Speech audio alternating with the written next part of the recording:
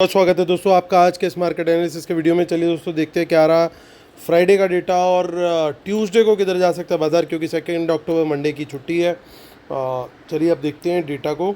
सो retail clients mostly गए हैं bearish, DIIs भी गए हैं बियरिश,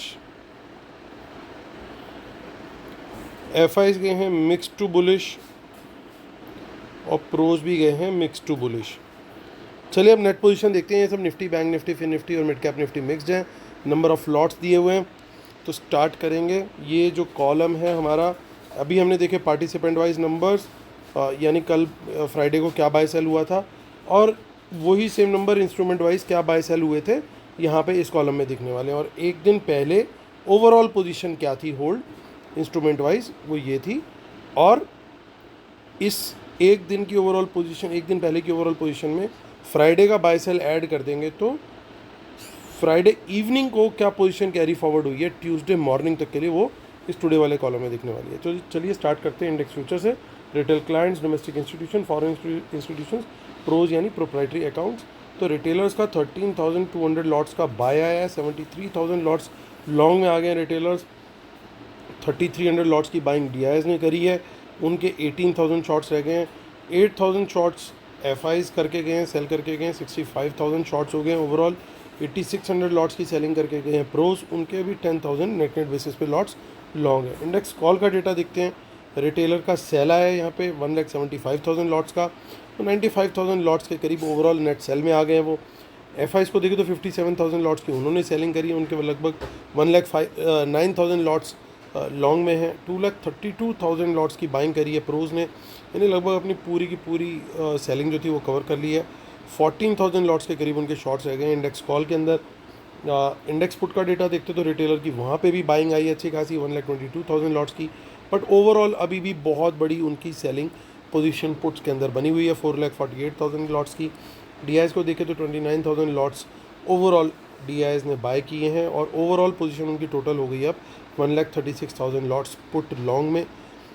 एफआईज बेच करके गए हैं पुट्स 1,24,000 लॉट्स, उनके पुट लॉन्ग घट के रह गए हैं अब 2,46,000। कुछ 27,000 लॉट्स के करीब की प्रोज की सेलिंग आई है, तो उनका अब घट के रह गए 65,000 lots put long. Stock future से थोड़ी सी अच्छी खबर आती हुई 18,000 लॉट्स की बाइंग आई है उनकी एफआईज की, 1,26,000 लॉट्स अभी भी शॉर्ट में हैं। और स्टॉक ऑप्शन से भी थोड़ी ठीक ठाक खबर है कि रिटेलर्स ने थोड़ी सी स्टॉक कॉल्स बेची और पुट बाय करी हैं, और स्मार्ट मनी ने ठीक उसका अपोजिट किया। चलिए चलते हैं अब एनएसई की वेबसाइट पर और वहाँ पे देखते हैं वहाँ से हमें क्या डेटा दिखाई दे रहा है।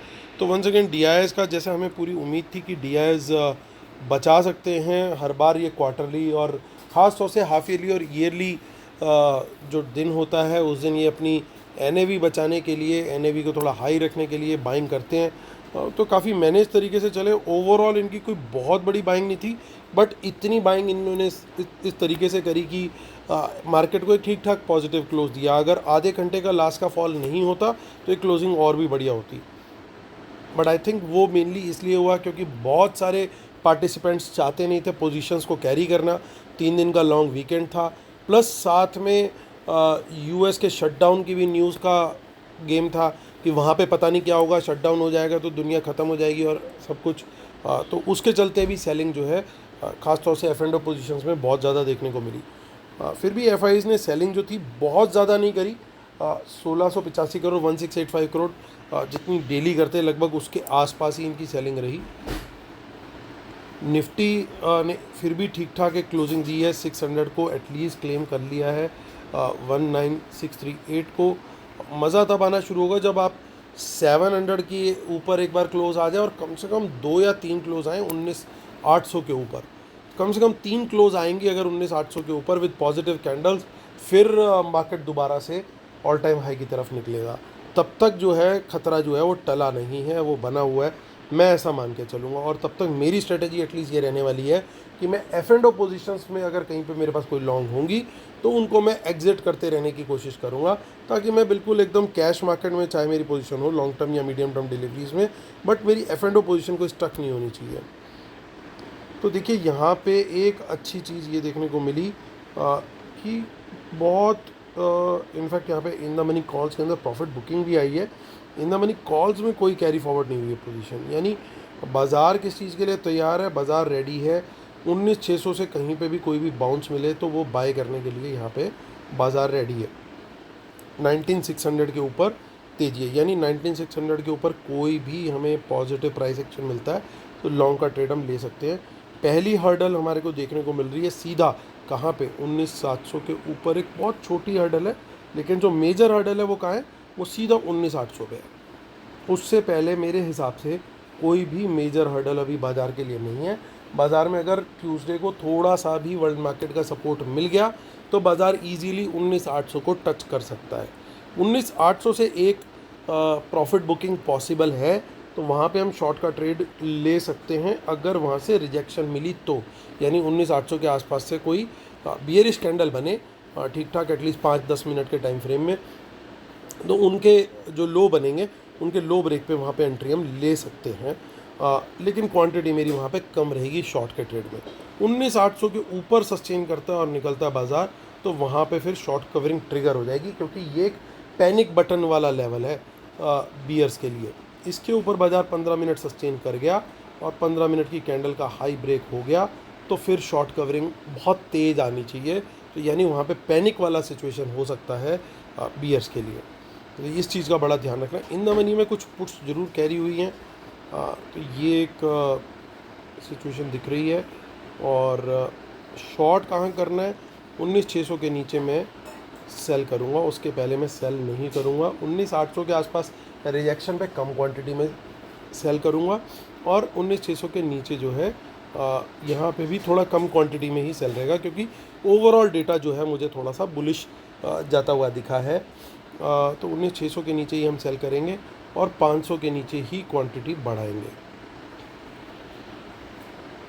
चलिए आगे की ऑप्शन चेन देख लेते हैं हम, विच इज़ 12 अक्टूबर। इसमें कुछ इतना ज़्यादा नहीं दिख रहा है, दोनों तरफ बराबर का सा गेम दिख रहा है। 26 अक्टूबर को देख लेंगे। 26 अक्टूबर जो कि मंथली एक्सपायरी है, वहाँ पे भी दोनों में बराबर सी गेम लग रही है, कुछ ज़्यादा मेजर नहीं दिखाई दे रहा। तो चलिए बैंक निफ्टी की तरफ चलते हैं। बैंक निफ्टी की 4 अक्टूबर की एक्सपायरी होगी, यानी मार्केट खुलेगी हमारी 3 अक्टूबर को, तो 4 अक्टूबर को इसकी एक्सपायरी आ जाएगी। सो 44,584 पे मार्केट क्लोज हुआ, एक अच्छी डिसेंट क्लोजिंग बोलूँगा मैं, बहुत ना ज़्यादा बुलिश ना ज़्यादा बियरिश, क्योंकि लास्ट के आधे घंटे में जो थोड़ा सा प्रॉफिट बुकिंग आई वो एक थोड़ा सा गड़बड़ गेम हुआ है, as I said earlier. Main उसका रीज़न यही था कि लोग लाइट जाना चाहते थे और 3 दिन की वजह से सबको पता है कि मेजर डिके आ जाएगा। देखने में तो लग रहा है कि 4 दिन 5 दिन है अभी एक्सपायरी में, बट 3 दिन इसी में निकल जाएंगे, प्लस साथ में इवेंट। तो इस चीज़ का रिस्क बहुत कम लोग लेना चाहते थे, तो जो लोग प्रॉफिट में थे वो बुक करके निकल गए। तो इसी वजह से हमारे को यहाँ पे काफ़ी अनवाइंडिंग भी दिखाई दे रही है। तो अब तेज़ी कहाँ पकड़ेंगे, अब तेज़ी हमें पकड़ने के लिए दोस्तों दो चीज़ें हैं। 44,584 यानी लगभग 44,600 के आसपास मार्केट क्लोज हुआ है, तो 44,500 के ऊपर कहीं पे भी मुझे पॉजिटिव प्राइस एक्शन मिलता है तो मैं लॉन्ग साइड का ट्रेड लूँगा। पहली हर्डल मेरे लिए जो है मुझे दिख रही है वो 44,800 के आसपास, क्योंकि यहाँ पे एक ठीक ठाक चेंज इन ओआई बना है, ओवरऑल ओआई भी ठीक ठाक है। उसके बाद सीधा 45,000 के ऊपर ही हमारे को हर्डल आएगी, अगली रेजिस्टेंस आएगी। सो नीचे शॉर्ट का करना है, शॉर्ट करेंगे 44,500 के नीचे निकलेगा तो, और नेगेटिव प्राइस एक्शन देगा। देखिए अच्छी खासी सपोर्ट बनी है यहाँ पे, ऐसा लग रहा है कि स्मार्ट मनी ने बढ़िया पुट राइटिंग करी है यहाँ, और इस लेवल के नीचे ही मंदे का चांस दिख रहा है मुझे, या फिर 44,800 से या 45,000 से कोई रिजेक्शन मिले। अगेन कम से कम 5-5 मिनट की रेड कैंडल्स बने या 10 मिनट की कैंडल अगर आप देखते हैं तो एक ठीक ठाक वहाँ पे रिजेक्शन बनेगी अगर, तो उसके लो ब्रेक पे हम लोग वहाँ पे कम क्वांटिटी में एंट्री लेंगे, क्योंकि हो सकता है कि गैप अप पे कुछ प्रॉफिट बुकिंग जो है थोड़ा बहुत ऊपर जाए और वहाँ पे फिर प्रॉफिट बुकिंग स्टार्ट हो, तो उस चीज़ की पॉसिबिलिटी बिल्कुल रहेगी। लेकिन क्वांटिटी हम बढ़ाएंगे कहाँ, क्वांटिटी बढ़ाने के लिए दोस्तों ऑब्वियसली यहाँ पे तो मुझे 44,500 का ही लेवल ठीक ठाक लग रहा है, यहाँ पे हम क्वांटिटी बढ़ा सकते हैं सेल साइड पे। तो चलिए आगे की ऑप्शन चेन देख लेते हैं हम, और उसमें कुछ ज़्यादा खास नहीं दिख रहा है। 11 अक्टूबर में मंथली 26 अक्टूबर है, उसमें भी ज़्यादा कुछ खास नहीं दिख रहा, थोड़ी बहुत इन द मनी में पुट्स दिखाई दे रही है। तो चलते हैं फिन निफ्टी की तरफ। फिन निफ्टी की एक्सपायरी बाज़ार खुलते ही सेम डे पे है, यानी ट्यूसडे को 19,811 पे बाज़ार हुआ है क्लोज़। और देखिए यहाँ कुछ इन द मनी कॉल्स हैं, तो कुछ अच्छी खासी अनवाइंडिंग भी है। तो 19,800 का लेवल ही मैं यहाँ पकड़ के चलूँगा। इसके ऊपर मैं तेज़ी देखूँगा और 19,900 तक का टारगेट रहेगा। और सेम 19,900 से अगर कोई रिजेक्शन आता है सेम तरीके से, या 20,000 से कोई रिजेक्शन आता है, तो वहाँ पे शॉर्ट देखेंगे, या फिर 19,800 के नीचे ही हम लोग देखेंगे। अगर नीचे निकलता है तो यहाँ पे शॉर्ट साइड का ट्रेड हम देखेंगे। कुछ इन द मनी पुट्स हैं, ये बाइंग है या सेलिंग है, कंफर्म होगा तभी जब हमें दिखेगा कि बाज़ार 19,800 के ऊपर सस्टेन कर रहा है या नीचे। ऊपर सस्टेन कर रहा है यानी स्मार्ट मनी ने यहाँ पे सेलिंग करी है, तो डिके खाया और इन द मनी का डिके खाया। लेकिन अगर बाज़ार इसके नीचे निकलता है तो फिर हमें क्लियर हो जाएगा कि ये उनकी पुट बाइंग है, यानी लॉन्ग में पोजीशन बना के गए हैं। देख लेते हैं मिड कैप निफ्टी को। मिड कैप निफ्टी की एक्सपायरी हो चुकी 29 को, अगली एक्सपायरी है सीधा 9 अक्टूबर को।